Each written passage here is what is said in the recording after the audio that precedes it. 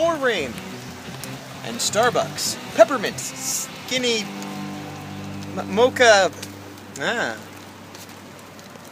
Welcome back, it's me, Gazbot, for day 22 of 100 Days of Making Comics. That's right, 100 days in a row where I commit at least 30 minutes or 2 hours a day working on my own personal comic projects. The reason I say 30 minutes or 2 hours is because the original version of this challenge, as created by Kevin Cross, is 30 minutes a day. I've been trying to do 2 hours a day because I have a lot less going on in my life than he does in his. But there are certain days when I do have a busy day, which I will do 30 minutes. Today is an example of a day where I did 2 hours. I almost didn't, but I held myself to that 2 hours. I thought I would be doing more design drawings of the main monster character, the horror, in my book, but I didn't. I was back to writing. I had said previous that I finished all 4 issues of the script, and before I started doing thumbnails or pages, I wanted to make sure that the script was good, so I wanted to have somebody else look at it, and I did. I had Q look at it. She went over the first issue. She's currently going over the second issue. She gave it back to me with her notes. I had also previously said I don't know if I'm a better writer than I thought, or I was just not as good at cutting apart my writing as I thought. It's the second. I'm not as good at editing my work as I thought. She didn't rip it to pieces or anything. Certainly had more notes than I had originally. So I spent 2 hours today basically. I had printed it out and had my notes and her notes on the paper. So I went in and typed up all the new notes and corrections that were straightforward, but then some of them were like, is this scene working? What does this mean? Make this clearer. Why did this person say that? So those took a little more because it was back to kind of rewriting a few sentences or a paragraph. I ended up cutting out an entire scene, which ended up being about a page, and it was a case where it wasn't accomplishing what I thought it would accomplish. She was sort of saying, what are you trying to accomplish here? And I'm like, this. And she's like, I'm not getting that. And so I went around trying to like figure out a way to make it work. And I'm like, well, I could fix it by doing this. What if I do this? And eventually she's like, why don't you just cut it out? It's not necessary. It's not important, unless you feel really strongly about keeping it in there. And I was like, yeah, I guess you're right. But it's just you need someone else to tell you that, because while I wasn't afraid of losing that page's worth of work, I was just like, well, that's part of the story. But it's only part of the story because I said it was, and I put it in there, a week ago or whatever, 2 weeks ago, however long ago I wrote it. But I was coming at it from the approach of I need to fix this, and it took her to show me fixing it could be just getting rid of it. And there was other parts that I did actually need to go in and fix. And I think I have issue 1 in decent shape right now. I do want to get another set of eyes on it, but what I'm going to do is, while theoretically I could start either hand it off to someone else or start the art on the first issue while the other ones are being revised. It's 4 issues total. It's one story. I mean, it's a book, in 4 chapters, or it's 4 individual issues. So I'm gonna wait until she goes over the next 3 issues. Then I will go over them and with her and make all the corrections until I'm sort of happy with my revisions and her revisions on all 4 issues. Because stuff that gets changed in issue 3 might affect issue 1, so there's no point in drawing it or handing it off to someone else if there's things that are going to be changed. Once I get all 4 done to my and her satisfaction, then I'll take all 4 and let some new person look at them. Hopefully they will find less wrong with it than either of us did, but, if they do find major issues, then there's something off to look at. And at that point, then I will feel comfortable to go in and start thumbnailing issue 1. Also, for clarity's sake, once I get that completely locked down as like, this is the script, the final script, which can still be changed because I'm the artist, but, the broad strokes of the story are not going to be changed. It would be more like a line of dialogue or an angle of a camera shot. My plan is to do all of issue 1 or all of chapter 1, however you want to look at it, like the first 20-something pages, rather than doing thumbnails for what would be either 4 issues or 80, 90 page book, and then go in and pencil all them, and then go in and ink all them. I'll probably do thumbnails just for the first issue, and then take that to completed art, so that I have either a huge chunk of the book done or a first issue that I could print and start selling or doing something with at conventions.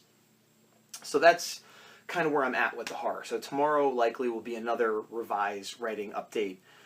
Depending on how quickly she gets through it, if I could get all of them done tomorrow, maybe I'd put in a longer day, or if not, then I still have some drawing stuff I could do working on designs. when I was rereading it, I realized there was a few minor characters, again, that, I'll need a design, like there's like a robot thing that I've never even thought of what it looks like. So there's that. I haven't seen the new Turtles movie, despite loving Turtles, and things like this prove that I am right to not see it.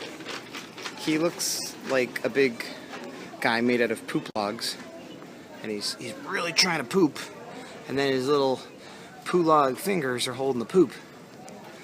And then down there, he's made of poop. He's poop. It's poop. Also, recently, I'm doing this 100 Days of Comics challenge, which, as I've said before and linked to before, was kind of started by Kevin Cross, but lots of other people are doing it. I'm not the second, I'm not even the fifth, I don't even think I'm the 10th. And many of them are already done, have completed all 100 days. And many of them have videos. Some update daily, some update weekly, some just have 2 or 3, some are just blogs. But they're called, according to Kevin, the 100s. The 100s. And I kind of sort of was aware of the rest of this community and the rest of this movement, for lack of a better term.